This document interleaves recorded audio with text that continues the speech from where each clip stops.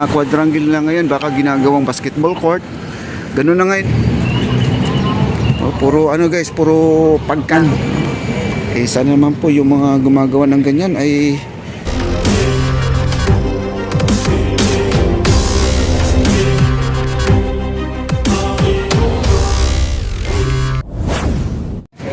ang ating hagdanan, no?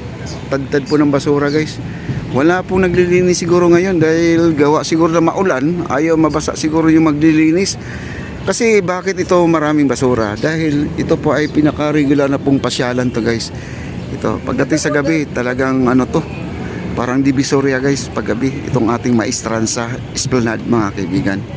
Ito yun, oh, daming basura, oh. Akyatin po natin. Di bali na mabasa tayo sa ulan guys. Oh, yan, oh. Oh, daming basura, oh. Sus. Oh, puro ano guys, puro pagkain, puro pagkain. Dapat dito guys, hindi na sila gagamit ng mga plastic cup, mga kaibigan ko din, mga paper cup na lang po siguro, paper cup, no. Yan ang dami, oh. Dapat paper cup na po ang ano, ipapagamit sa kanila. At saka hindi na pwede yung mga supot, mga cellophane. Kasi sa ibang lugar guys, kagaya ng Marikina yata, parang hindi na kailangan ng cellophane. Bawal na po yung mga cellophane na ganyan, no. Yan, bawal na po yan. Supot, kahit sa mga 7-Eleven guys, bawal na po yung gumamit ng cellophane, kundi supot na sila lahat, no. Mas maganda kasi ang supot, pag nabasa na siya, talagang lusaw siya talaga, no. Kagaya nito mga ito. Dami, oh, hanggang sa taas. Nako, paano na kaya yung ating Intramuros? At check po natin, check natin kung maraming basura. Nako. Ayan, oh. Dami, oh. Kasi pag may walis lang ako guys, wawalisin ko na to. Oh, yan, sarap walisin, no. Sarap kayo magwalis na ano, yung may dumi, no. Sarap maglinis na may dumi, kagaya ng motor. Pag nagkakarwas ako ng motor, kailangan maruming para makita mo yung kagandahan kagad, no. Sabi nga nila, pag malinis na, mahirap yung linisin yung malinis na, hindi maganda. Dito guys, check natin ang ating Intramuros. Ito, talaga ito ay puno-puno to sa gabi. Malinis naman, oh, ay may naglilinis dito, LGU guys. Oh, malinis, oh. Doon lang sa may hagdanan lang talaga kasi view deck kasi overlooking kasi sila doon, no. Ayan, oh.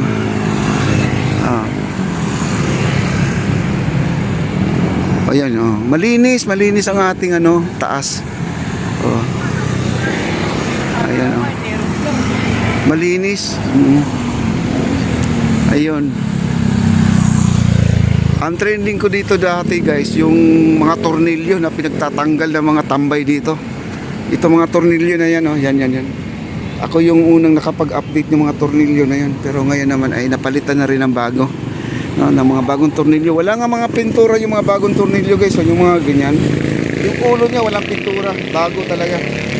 Kumbaga yung ating in-update, nabigyan po ng pansin ng ating LGU mga kaibigan. LGU na po siguro nagpapalit ng tornilyo, o si Yormina, no. Malinis ang ating ano. Yung iba mga estudyante doon na pala nagpa-practice sa kabila. Ayan, oh. Ang dami na doon sa baba, oh. Ayan, oh. Dami. Ginagawa ng quadrangle guys ang ating ano, tulay. Ayan, oh. Dami nila doon, oh. Doon sila nagpa-practice na rin, oh. At least ano, may tambayan po ang ating mga estudyante. Kasi yung mga eskwelahan natin ngayon ay wala ng mga quadrangle mga kaibigan, no. Dati ang eskwelahan natin dati ay may mga bermuda, pwede ka mag-upo-upo sa ground, no. Ngayon wala nang ground, puro semento na. Ang quadrangle na ngayon baka ginagawang basketball court. Ganun na ngayon dito sa Maynila, ganyan na. Wala na ditong ano, wala ka na makikitang quadrangle na bermuda ang uupuan mo, wala na. Sa Maynila kasi puro semento na dito guys. Ayan, ang ganda ng ating ano, Intramuros Bridge mga kaibigan. Ganda, malinis. Tayo bababa na. Ang hagdanan lang talaga ang pinaka-worst mga kaibigan, no. Sana po ay akyat na ng ano to, naka-live naman tayo, no? Sana po ay masilip po ni Yorme or LGU dito sa ating ano, kung saan man niya na sakop to mga kaibigan. Ano, ang ganda oh. Pag dito ka sa ibabaw guys, oh, ganito ang sitwasyon sa umaga. Parang dry na dry mga kaibigan. Pag ito ay ano na, pagdating ng mga alas 5 hanggang alas 10, alas 11 ng gabi, eh ano, puno ng tao to guys. Dati guys, wala pa tong ano, Maestranza, ito pa lang yung ating phase 1C pa lang, itong may second floor, di ba?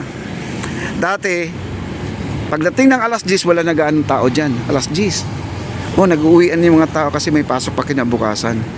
Alas 10, wala na gaanong tao diyan, wala na. Alas 11, wala na talaga, tuyong-tuyo na may nagliligpit ng mga paninda nila, no? Ngayon guys, hanggang alas 12 na ang ating pasyalan. Napakaganda na po. At lalo na ito, nadagdagan pa ng ating Maestranza ito, papuntang Fort Santiago. Napakaganda na talaga. Yun po ang ginawa ng ating First Lady para po talaga sa taong bayan po, no, ang ginagawa nila. Wala pong pinipili dito, wala pong sinisino-sino, walang basta kayo ay Pilipino, pwede kayo, no?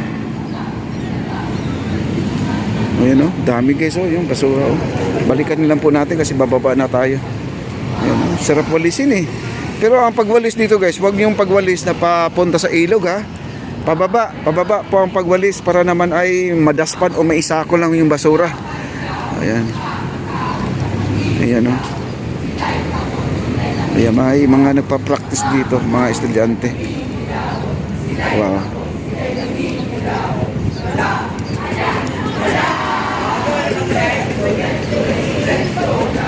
Oh, daming basura, ayun, no? Yung iba naman dito, iniiwan na lang talaga. Kasi sabi naman, dito natin itapon kasi wala namang nakakakita, no? Madilim naman.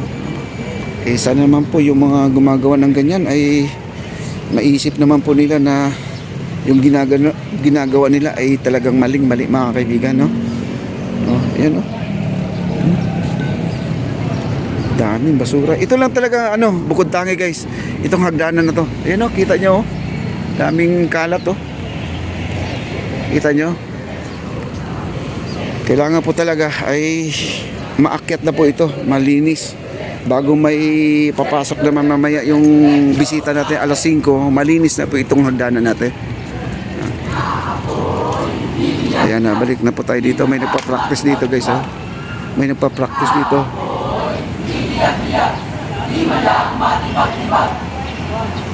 Yan, ito mga estudyante.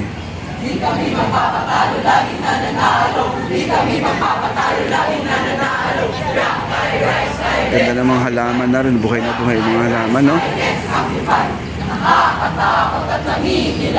Ayan, ginagawa na po nila ng ano.